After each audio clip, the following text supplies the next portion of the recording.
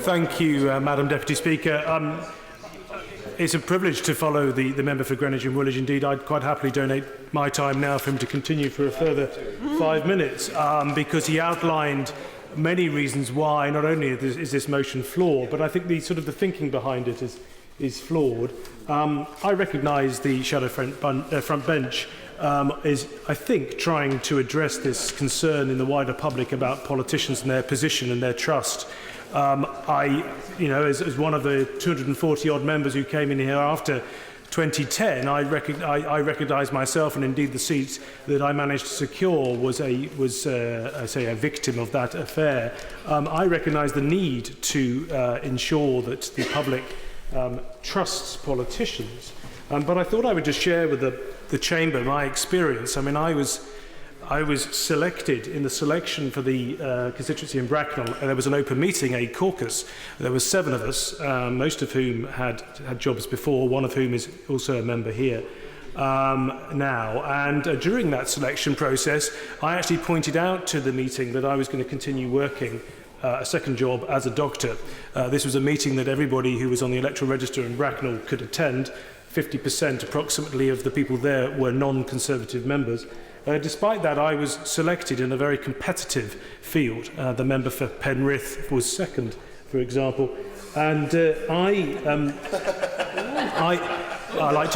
like to remind him of that on a regular basis.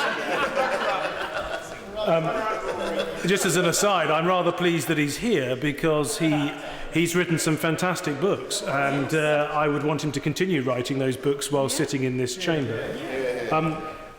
I went on to the election, and I was interviewed during that election campaign. The only time I was actually mentioned on the BBC website was because I called for an increase in MPs' wages, significant. I thought it was rather perverse that I was taking a £50,000 pay cut to come here to be an MP from being a GP, and I think we should all reflect upon that before making politics on either side of the House. But I also said that I was going to continue working as a GP, and in fact I met more people on the doorsteps of Bracknell and the surrounding area who congratulated me on that fact than those people who were saying, no, you shouldn't be doing that, I want a full-time member of Parliament. Of course I will give way. Thank you. I thank my honourable friend on that point.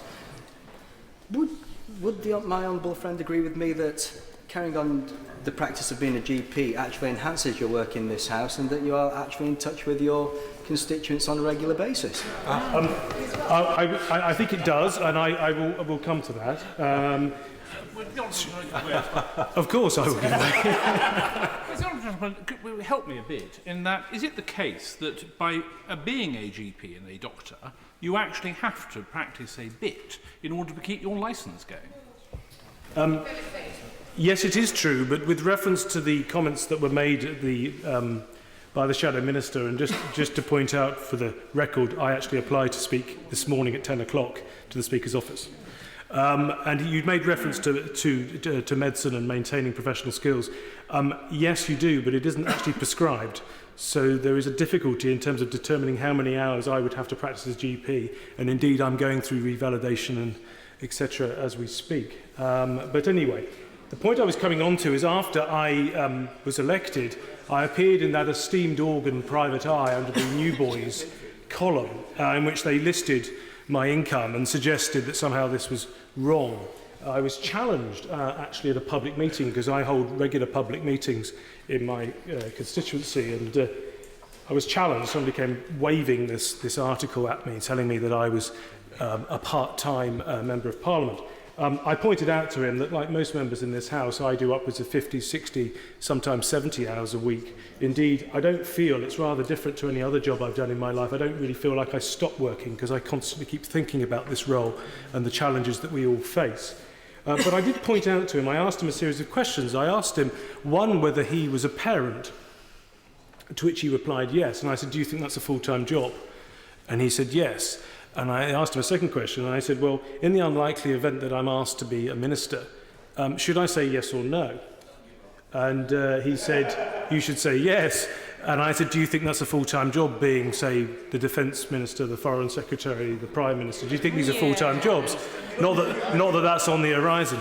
And he said, of course, they're full-time jobs. I said, so what you're saying is that A minister is a full-time job, being a father is a full-time job, and you're having a go at me for doing about 4 hours a week as a GP, and I'm doing about 60 hours a week as an MP. I think your argument is flawed. And with reference to whether you should be paid for this or that I should volunteer, I'm getting the impression that somehow I should be giving my time for free. I think this is a perverse argument. I really do. I would also, suggest that there are members who want to do voluntary work as well in addition to their jobs, and I congratulate them in that. But the idea that I shouldn't be paid to be a doctor, well, I don't believe that that's a widely held view in my constituency, and indeed across the country. I think most people would say that I should be paid to undertake that work. But moving on to the question about what I think what I bring to this chamber as a doctor, I'll give you one example, and it's very relevant today. The CQC have issued a report today on the Wexham and Heatherwood NHS Trust, a trust that rather bizarrely secured Foundation Trust status in 2007. This trust is financially unviable and has significant clinical problems, according to this report. I actually highlighted this at the Department of Health shortly after arrival. My continuing work at the time was in Slough. I was working as a GP, and I knew that there was a problem. I contacted Monitor, I contacted CQC, I spoke on the telephone to that fantastic individual, Cynthia Bauer, and pointed out to her that there was a problem. I am slightly surprised it's taken 3 years for the CQC to conclude that there's a problem. But I would suggest to you that the fact that I was still working in the area gave me evidence, gave me first-hand experience of what was going on, and my constituents recognised that. And the other example I would give you is of the hospital that I would like to see built in the Thames Valley. That's based upon experience of working throughout the constituency. If you look at my register of interest, you will see various entries. It's because I don't just work in one practice, I work all over the place, whoever will take me. And from that experience, I have a regional perspective on the health economy in the Thames Valley, a perspective that is actually almost unique, particularly if you add to it the fact that I'm also a Member of Parliament in the Thames Valley. I think the two together make me a better Member of Parliament for Bracknell constituency. And so, although I recognise that the shadow front bench, I recognise what they're trying to do, I think this is the wrong way to go about it, and I would ask them to reflect upon it.